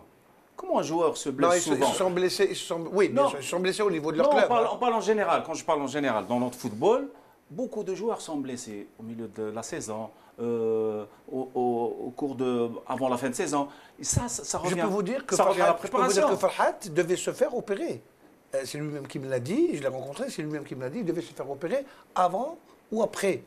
Maintenant, on lui a dit qu'il faut se préparer pour la Coupe d'Afrique, donc il va être amoindri. Jamal, si je reviens à la cohésion, ce que je disais tout à l'heure, tu l'as confirmé. Il a le temps, cet entraîneur, de faire ça, de faire travailler son équipe, de faire des matchs amicaux, préparer bien l'équipe, discipliner cette équipe. Ils ont joué 17 matchs pour le jour J de préparation. Hein, donc, normalement, ils sont prêts. Ils ont remporté 9 victoires, 4 défaites et 4 nuls. Et je pense qu'offensivement, si on devait comparer avec l'équipe A, c'est plus défensivement qu'on est meilleur qu'offensivement. Qu'offensivement, c'est pas encore... Et même au niveau de la cohérence du jeu, je rappelle quand même que... On parlait tout à l'heure de Gourcuff qui était venu pour faire de la formation. C'est vrai que Schurman était en train de suivre un peu le même type de même schéma. Il jouait en 4-4-2 comme l'avait préconisé Gourcuff. Bon, c'était pas... Non, on a vu... peut-être qu'on va rentrer dans les vestiaires aussi. Non, j'ai vu l'équipe jouer, c'est vrai que c'est pas forcément au niveau du jeu, on n'a pas vu... aussi. 2 minutes. Ce sera l'occasion encore pour nos médias aussi. Parce que ce sera un test pour les joueurs locaux. Bien sûr. Pour le football algérien. Les joueurs locaux, ils vont être... Pour prouver qu'il y a quelque chose. Voilà, ça sera un test pour eux. Et j'espère qu'on fera de bons résultats et qu'on va représenter le football algérien. C'est bien que vous parlez de test, Nasser. On parlait la semaine dernière, notre ami Jamal Rajdi a pété un câble à un moment donné où il disait... Une fibre optique. Une fibre optique. Et je suis un peu d'accord avec lui quand il a dit l'Algérie ne pourra pas gagner une CAN en Afrique. Ou ne peut pas, actuellement. Moi, je me pose la question, pourquoi? Quand on voit le match aller en Tanzanie, à Dar es Salaam, tous les joueurs étaient carbonisés, très chaud. fatigués. Très, très chaud. Il n'y en a qu'un qui sortait du lot. et qui arrivait encore à faire des courses de 40-50 mètres, c'était Slimani. Le phénomène. Et le phénomène, c'est ça. Et peut-être que cette équipe de joueurs locaux peut prouver dans cette compétition en Afrique, même s'il fait bon à Dakar. On espère. Il fera bon. Ouais, il fera avec 25 degrés. Voilà, il fera bon. Cette équipe doit prouver que des locaux peuvent s'adapter à un football africain en terre africaine. On espère, et moi je fais un appel. Ils peuvent être carbonisés dès le départ. Jamal, j'espère qu'on va représenter notre football, et un appel aux joueurs locaux. Faites nos rêves. Ils nous regardent à Sidi Moussa ce soir. Parce que c'est un test pour eux, et s'ils ne représentent pas bien, s'ils passent à côté, ils vont être attaqués de partout et ça va jouer sur leur carrière et leur et puis sur la valeur, sur la valeur du joueur local aussi. Non, mais déjà, c'est des joueurs qui auront un cœur, je pense. Motivation. C'est un objectif personnel. Exactement, ils auront un cœur, ils ont un nom à défendre. La plupart, ils aspirent à être titulaires dans leur club. En équipe A. À la porte de l'équipe A. Et comme on le voit, il y a beaucoup de joueurs qui ont été présélectionnés auparavant par Gourcuff, qu'on pense à Basbaini qui n'y va pas. Il y a Farhat, il y a Chita qui a été supervisé par Gourcuff aussi. C'est l'occasion. Donc, ça sera l'occasion pour eux de se montrer. Le problème, c'est le manque de compétition. Messieurs, il reste... un joueur comme Chita, ça fait pratiquement 2 mois qu'il n'a pas joué. Messieurs, il reste 10 minutes dans l'émission. Il y aura des recruteurs étrangers, c'est-à-dire des agents bien pour qui vont suivre cette compétition. Donc c'est une chance énorme pour ces joueurs. C'est toujours important. Et Mahdi Dahak va suivre la compétition pour nous. Il n'y aura pas de recruteur algérien parce qu'aucun joueur africain ne pourra intégrer le championnat. Excellente remarque, Jamal Rajdi. Et Mahdi Dahak va suivre pour nous la compétition africaine pour cette qualification ou pas. Pour terminer très rapidement, avant de passer à la troisième partie, messieurs, est-ce que le rêve olympique est permis ou est-ce que c'est une utopie? On n'y va pas s'il n'y a pas de rêve. Le rêve est permis, bien sûr. Je pense que ça va être très difficile vu les grosses nations. Il faut sortir du groupe. Déjà, parce que je vais vous donner quelques stats. On joue face au Nigeria, les U23 du Nigeria. Ils ont été 7 fois en Coupe d'Afrique. Ils ont remporté une Coupe internationale en 2002. Ils ont été champions du monde. Champions du monde en Bien 2002. sûr. Mais... Tu leur fais peur là ou quoi? Les derniers, c'est la réalité. C'est un défi. C'est un défi. Il ne faut pas regarder les stats. La stat la plus importante peut-être. Il faut regarder la bonne préparation si on est bien mentalement, Jamal. Là, c'est un compétiteur. On a joué 82 contre une grosse équipe. C'est pas sur un match. C'est sur la compétition. Oui. C'est toute une compétition qu'il faut gérer. Si tu fais 3 matchs, il faut aller au bout. Il faut aller au bout. On peut se qualifier avec 4 points. On peut se qualifier. Quand tu es diminué techniquement, physiquement par rapport. C'est la volonté. Voilà. La volonté, on peut se surpasser. Alors on peut le faire. Pour peu que sur le plan physique, on tienne le coup. Voilà, c'est tout. J'adore. Voilà, on va trouver le nouveau préparateur psychologique de l'équipe nationale, Nasser Bouich. Merci, messieurs. On passe à la troisième partie. Alors, Mahdi, tu descends sur la baladeuse. Voilà, celle-là. On va passer à la troisième partie de l'émission. Merci, Mahdi, il suit. Même s'il est un peu diminué en ce moment, il suit parfaitement. On va passer à la troisième partie, votre partie. Le face à vous pour vos questions Facebook pour l'émission. A tout de suite.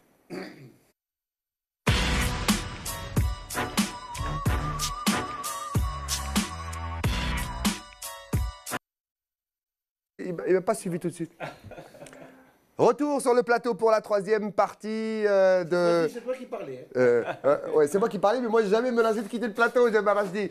Troisième partie, c'est la vôtre, messieurs et mesdames et mesdemoiselles, celle de Face Foot, la page Facebook de l'émission. On va commencer avec la première question. Tiens, puisque tu parles beaucoup, elle te concerne, Jamal Rajdi.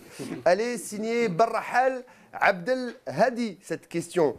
Alors, on va la voir tout de suite. Alors, Monsieur Rachdi, maintenant qu'on a trouvé la bonne formule, voir Mahrez à droite, Eureka. Brahimi à gauche et Medjani en sentinelle, même si certains n'aiment pas cette terminologie du défenseur avancé ou du milieu de terrain reculé, je ne sais pas comment on peut appeler ça. Vous ne pensez pas que Gourcuff va commettre l'erreur de refaire rejouer Ferrouli à droite, même s'il n'a pas le même rendement que Mahrez. Mahrez, je vous rappelle qu'il est leader de la première ligue anglaise avec Leicester, n'est-ce pas, Mahdi? Oui, tout à fait. C'est historique. C'est une surprise. Je crois que c'est historique pour le club. Oui, bien sûr. Leicester leader, donc Mahrez, question de place réservée d'avance, et on retourne à la case départ. Moi, je pense qu'il veut un petit peu parler des chouchous dont parlait Nasser il y a quelques semaines. Non, moi je pense que Gourcuff... Est-ce que Mahrez va rester... Est-ce que Mahrez va perdre sa place à droite, en gros, pour Ferroli? Je réponds. Je pense que Gourcuff, s'il va rester, naturellement, a encore 4 mois devant lui pour voir venir un petit peu. D'ici 4 mois, il peut y avoir des blessures, il peut y avoir une baisse de forme, il peut y avoir n'importe quoi. Vous bottez en touche, là, Jamal Rachdi? Non, je ne botte rien en touche. Je suis très réaliste. Il a 4 mois devant lui. Il a fait jouer Mahrez parce que Ferroli était blessé, alors que Ferroli a joué avec Valence juste après. Oui, il a un problème récurrent au niveau de la voûte plantaire. Je n'ai pas terminé de répondre. Allez-y. Oui. Vous dites que s'il veut faire jouer Ferroli, c'est possible qu'il fasse jouer Ferroli. À la place de Mahrez. Pourquoi pas? Peut-être que d'ici là, Mahrez aurait baissé d'un cran. Il n'aura pas la même forme qu'actuellement. Et s'il est en forme? Et s'il est en forme? Et s'il est au top? Je crois que Gourcuff aura un souci. Bien sûr. Il va avoir un souci. Les joueurs les plus en forme, un entraîneur a toujours des soucis. Bien sûr. S'il a un souci par rapport à notre joueur, je crois qu'il fera le meilleur choix. De toute façon, si ça marche pas avec Ferroli à droite, tout le monde dira qu'il fallait laisser Mahrez. Non, peut-être qu'il va faire jouer tout le monde. Moi, je vais vous mettre tous. Ferroli. Sid, et après Mehdi, après moi, je finirai sur ça. Bon, moi, je dirais déjà, je n'aimerais pas revoir le 4-4-2. Chose est sûre. On l'a vu que ça ne marchait pas. Il ne l'a pas oublié. Hein. Non, mais oui, il en a parlé. Hein. Mais je pense que c'est une histoire ancienne, le 4-4-2, on n'en parle plus. Ensuite, comme je l'ai toujours dit, Mahrez, on en rêvait de le voir à droite. On a enfin pu le voir à droite et on a vu ce que ça donnait. Il arrivait à trouver facilement Slimani. Il se retrouvait dans les intervalles. Il peut marquer des buts. Il avait beaucoup plus d'aisance à rentrer sur son pied gauche et à pouvoir soit délivrer des passes, soit rentrer dans l'axe et faire des tirs au but. C'est son poste. Donc exactement, c'est son poste de prédilection. Ensuite, c'est un casse-tête pour l'entraîneur et c'est à ce moment-là où on verra véritablement la personnalité. Mehdi, rapidement. Moi, je dirais que c'est un problème de riche qu'on a. Avoir autant de Merci, joueurs, c'est exactement ce que j'allais dire. avoir un problème, ça dit la qualité des joueurs. Voilà, qu'on a. moi je pense qu'avant il avait Brahimi et Ferroli et puis il était coincé, il ne savait plus comment jouer s'il avait un joueur blessé. Là il a des doublures de luxe. Non mais il y a des trouvailles. Parce que j'ai lu sur une certaine presse que l'équipe nationale jouait en 4-1-4-1. Un nouveau schéma tactique. Expliquez-lui le 4-1-4-1 Ça, défensif. c'est plutôt en phase défensive. En phase défensive et le 4-4-3 en phase offensive. Arrêtons. Le 4-1-4-1, ce qu'on a dans les grands entraîneurs, le 4-1-4-1. Philosophie. On commence à dire... Ça existe sur Football Manager, sur Xbox. C'est fantasmagorique. Non mais ça existe, Jamel, ça existe. C'est par rapport... Non, c'est une définition... C'est le futsal. On ne joue pas en 4-1-4-1. Ce schéma tactique n'existe que dans l'illusion de certains spécialistes. Alors, les spécialistes de la presse, on les laisse à Jamal Rachdi. C'est lui qui va leur répondre chaque semaine. D'ailleurs, je vais faire une rubrique. Jamal Rachdi qui répond à une certaine presse, vous l'assumez? Non, j'ai dit à une presse. Vous avez dit une certaine presse. Ou à un confrère. Alors, un confrère, tiens, vous me passez la perche, Cogito ergo sum. Encore c'est un ancien confrère de la PS. Un jour, j'aimerais bien qu'il signe de son vrai nom, qui dit « Vous ne pensez pas que nos journalistes, il dit nos, il parle de vous, surtout. Et de vous spécialement. Et de lui peut-être aussi. Et autres analystes, voilà, ça c'est vous, les autres analystes qui ne sont pas des journalistes, qui gagneraient à mieux maîtriser la chose footballistique. Oula, il est méchant Cogito ce soir. Techniquement parlant, voilà. Car à chaque revers, on nous brosse un tableau noir, un scénario catastrophe, avant de changer de fusil d'épaule à la première victoire de l'EN en faisant du sélectionneur un héros national. Alors, Cogito, je vous assure que Jamal Rachdi n'a jamais changé son fusil d'épaule. Non, je dis simplement que lorsqu'on veut avoir de la cohérence, il faut être cohérent, tout simplement. Alors, est-ce que vous pensez qu'on change notre fusil d'épaule? Oui, souvent, mais bon. De toute façon, on n'a pas besoin de connaître forcément les aspects tactiques pour répondre, pour voir. Le simple supporter regarde un match et il voit que les choses... C'est une analyse toute simple. Voilà, il voit si les choses marchent ou ne marchent pas. Il ne faut pas être un entraîneur... Tu fais un match, l'Algérie passe à côté de son match. On va décortiquer, on va peut-être critiquer dans le jeu la façon de jouer d'une équipe. Un autre match où on est meilleur, On va dire qu'on a été meilleur sur ce plan, sur ce point, sur ça. C'est ça le football. Voilà, on peut critiquer le jeu. Ce qui est sûr, la FAF ne va pas te sanctionner. Voilà. Alors, pour ceux qui sont encore dehors, il faut sortir couvert hein, parce qu'il pleut très fort, on peut l'entendre sur ce plateau. Ouais. Et puis ceux qui sont à la maison, calfeutrez-vous bien parce que c'est enfin l'hiver, hein, pour ceux qui ne le savent pas encore, chute de température. Et ce soir, il est 23h03, c'est une énorme averse qu'il y a au niveau des plateaux du studio de ZTV. On va continuer avec la troisième. Et ça, c'est Lies Kouès, hein, l'ingénieur son qui lui entend tout. C'est fort, hein, Lies. Hein, oui, c'est très fort, cette averse sur la capitale. On va terminer par Moumouh Lemdani pour l'élégant. Jamal Rachdi. Ah, voilà. Merci. Il y va fort. Hein. Il a ramené la cravate. Lui, il a peur que vous quittiez le plateau. C'est pour ça, peut-être. L'élégant Jamal Rachdi, lors du dernier match des Félec, est-ce que l'Algérie a été plus forte ou bien c'est la Tanzanie qui a été trop faible? Et merci de passer ma question. Bien sûr qu'on passe votre question, Momo, surtout quand vous parlez de l'élégant de Jamal Rachdi. Je crois que l'équipe algérienne, tous les joueurs et l'équipe tout entière avaient à cœur de se racheter de leur mauvais match à. Non, mais est-ce que la Tanzanie est moins forte au retour? Non, c'était d'autres conditions de jeu et un autre état d'esprit au sein de cette équipe. N'importe quelle équipe n'aurait pas pu résister ce jour-là. Je pense que même les grosses cylindrées auraient du mal. On était au top ce jour-là. On était vraiment au top. Ça fait longtemps que l'équipe nationale n'a pas joué comme ça. On n'a pas parlé d'un joueur, c'est Brahimi quand même. Bien sûr. Brahimi a quand même beaucoup apporté. C'est le maître à jouer. S'il y avait de la création. Surtout, il y a eu de la création. S'il y avait de la création, c'est Brahimi. Quand je vois l'énorme petit pont de Brahimi avant le but de Mahrez, c'est du grand art. C'est du grand football. Tu m'excuses, on revient à ce que je dis toujours et encore. Je ne voudrais plus jamais voir un Brahimi dans l'axe. Il est 1000 fois plus efficace sur le côté gauche. Quand il est en 1 contre 1, à 99%, il gagne son duel. Et il passe. Donc, à chaque fois, quand il est dans l'axe, il se retrouve avec 3-4 joueurs. C'est toujours encombré dans l'axe. Mais à côté, sur le côté gauche, il fait tout le temps la différence. Quand il y a la créativité, il y a du jeu, il y a du football. C'est ça, c'est simple. Hein. Et en plus, les attaquants se retrouvent. Quand tu fais le jeu, tu cries un attaquant qui bouge. Sur une meilleure pelouse aussi. Oui, d'accord. Mais quand important. Jamal, mais quand tu fais un match, c'est des équipes aussi, quand il y a une pelouse pas bonne aussi. Oui, non, c'est pareil pour eux. Tu as vu ce qu'ils ont raté sur la ligne, ils touchent avec un rebond, le ballon part. C'est pour les deux équipes. On ne pouvait même pas développer notre jeu. Ils ont pu faire combiner et faire certaines actions. Nous, on n'a rien fait. Oui, je sais. C'était un non-match. C'était un non-match de la part de l'Algérie. Alors, messieurs, il ne reste pas beaucoup de temps. Roslan Sahar, il va m'en vouloir si je ne vais pas poser sa question.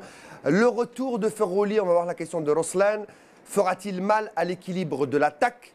Regardez bien comment il pose sa question. Fera-t-il mal à l'équilibre de l'attaque? C'est un peu la même question que celle de Mahrez. Pourquoi sacrifier Mahrez à gauche alors qu'on peut avoir au même poste 2 joueurs? Ou bien restera-t-on dans la philosophie du Gourcuff qui chouchoute ses préférés? Alors on va passer cette question de Roslan puisqu'on a déjà répondu sur la précédente. Alors la 5e, s'il vous plaît, Hamidou Messoussi qui pose, même avec le bon résultat de Gourcuff, Gourcuff était encore une fois mauvais. C'est ce que dit Hamidou Messoussi. En conférence de presse d'après-match, il félicite encore ses chouchous. C'est pas moi qui le dis, c'est Nasser Bouich qui a lancé les internautes sur cette définition de chouchou. Il félicite que ses chouchous et ignore d'autres joueurs et même le héros dans les 2 confrontations Slimani. Pensez-vous pas, est-ce que ces déclarations vont perturber le groupe? On en a, je pense, déjà répondu dans cette émission. Oui. Mehdi, on va passer à celle de Sihem Hadji. Question à Bouich. Là, c'est direct. Vous avez des fans, hein, Nasser, ça va commencer à tomber, vous allez le voir. Il y en aura pour tout le monde, hein, rassurez-vous. Alors, rapidement, on va répondre aux questions. Pensez-vous que l'équipe nationale est dépendante d'un ou 2 joueurs, Brahimi et Ferroli, par exemple? Est-ce qu'on peut jouer avec Brahimi et Ferroli? Et s'ils ne sont pas là, on ne peut plus jouer? Je ne pense pas, mais c'est vrai que quand il y a Brahimi et Ferroli, surtout Brahimi, il y a de la création, il y a du jeu, l'équipe fonctionne. Mais un joueur ne fait pas l'équipe. Je pense que... Ne devrait pas, en tout cas, faire l'équipe. Oui, ne devrait pas. Et je pense qu'il y a d'autres joueurs pour... non, je pense qu'il y a beaucoup de bons joueurs dans cette équipe. Mais en tout cas, sans Brahimi et Ferroli, on a montré nos défauts. Il y a une équipe nationale avec Brahimi et sans Brahimi. C'est beaucoup plus Brahimi que Ferroli. Alors, il y a l'équipe sans et avec Brahim. Alors, on va passer à une autre question, celle de Khaled Bekki, qui nous regarde depuis Montréal. Je crois soupçonner qu'il est supporter de l'USMA et du Real Madrid. Je l'ai vu complètement atomisé. Oui, parce que le Real pour les supporters du Bouloudia, pour eux, ils sont supporters de la Juve et du Real. Et sinon, ça marche pas, c'est ça? C'est vrai. Voilà. Alors, Khaled Bekki, Généralement. qu'on salue depuis Montréal. Question à Amin Tirman. Voilà, direct. Alors, l'USMA qui caracole en tête du championnat parviendra-t-elle à garder ce rythme et finir aisément championne cette année? Et pourquoi pas avec une bonne longueur d'avance? Allez, à vous, Amin Tirman. Vous débrouillez. Non, mais franchement, quand on est leader avec 2 matchs en moins, avec 3 points d'avance sur Tajnant, et qui est un match en retard face à Sawara demain. Attention à déjà. ce que vous dites. Hein. Et franchement, 3 journées de la fin de la phase aller, on sait que l'USMA, à chaque fois qu'ils sont champions d'hiver, ils finissent champions. Et je pense qu'au niveau de l'effectif et tout, et face à la méforme des autres concurrents. Allez, taclez. C'est pas ça. Moi, je pense que le match de demain contre Sawara et contre le Harrach vont être décisifs pour l'USMA. Ils peuvent se faire rattraper, exactement. Non, il a raison. Si l'USMA passe sain et sauf cette semaine, peut-être qu'on pourra parler. Moi, je suis de l'avis de Amin. L'USMA est bien parti pour remporter le titre. Surtout que Sétif est absent cette année. Oui, Sétif est absent, la JSK, ça fait un petit moment qu'elle est absente. Quand on voit qu'ils étaient occupés par la Ligue des Champions et qu'ils jouent avec 50% d'effectifs blessés, qui sont leaders et qui partent à Oran. Non, il ne faut pas enlever le mérite de l'USMA aussi. sûr, Les joueurs. C'est pas parce qu'il n'y a pas Steph, il n'y a pas le truc, ils sont pas. Non, ils dominent.